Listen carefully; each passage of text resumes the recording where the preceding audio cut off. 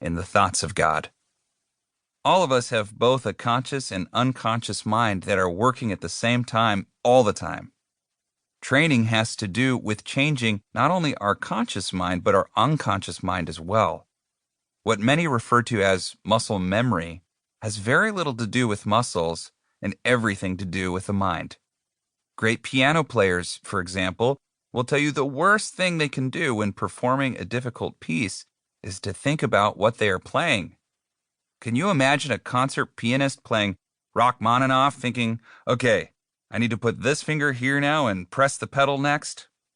Whether it's a professional outfielder making an astonishing catch, an ice skater doing a triple axel, or a kid riding her bike, most of our actions come from training the unconscious part of our minds. When I was first learning to drive a not-so-mini minivan as a teenager, I was incredibly nervous. I went through all the things I learned in class. I braked hard, overcorrecting the steering, and reminded myself, the gas is on the right and the brake is on the left.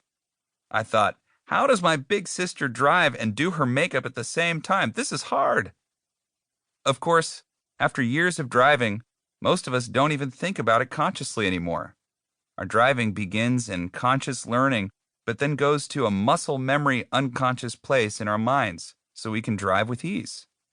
I'm sure there are many times you've driven several miles in traffic only to suddenly realize you weren't paying attention at all. Your conscious mind was thinking about a meeting you had later in the day, but your unconscious mind was driving the car for you. In the same way, the unconscious part of our minds is affecting our behavior. When we dwell on negative things, we train our emotional muscle memory, which affects our behavior. But when we learn new life-giving thoughts and train them into our unconscious mind, it affects our work, relationships, investments, and especially our walk with God. This then creates a positive feedback loop where the trained mind dwells on new positive thoughts, which create positive outcomes and so on. Over time, this can have a massive positive effect on your life experience. This book will stress the importance of paying attention to your thought life. That is half the battle. Then it will teach you to train your mind through learning and adopting spiritual disciplines so that you can change your thought life and change your world. At the beginning of each chapter, I'll read a thought to inherit, which is a new thought that I will explain in detail in the body of the chapter. We'll finish with a short training to help get this thought deeper into your unconscious mind.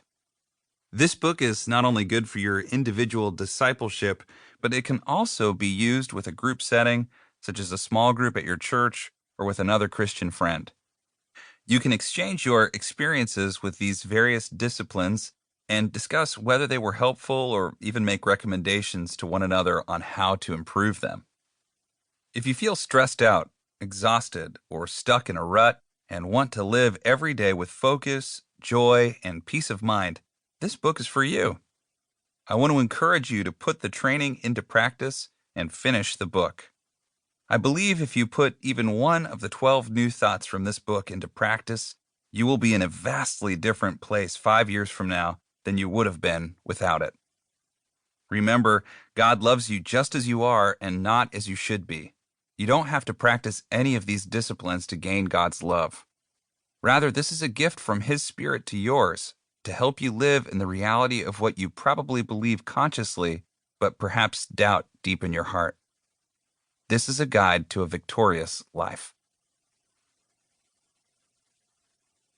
Chapter 1. You are what you think about. As he thinketh in his heart, so is he. Proverbs 23:7. Thought to inherit.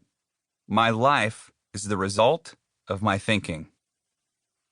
Once a man walking through his city came upon a construction site. Curious about what was going on, he asked the first worker laying bricks what he was building. In a bored, slightly irritated voice, he said, "I'm building a wall." The man kept walking and met another bricklayer and asked the same question. "Oh, I'm building a church," he replied in a relaxed tone. "It'll be nice." Finally, he met a third bricklayer and asked him what he was building. "I'm building a house of God."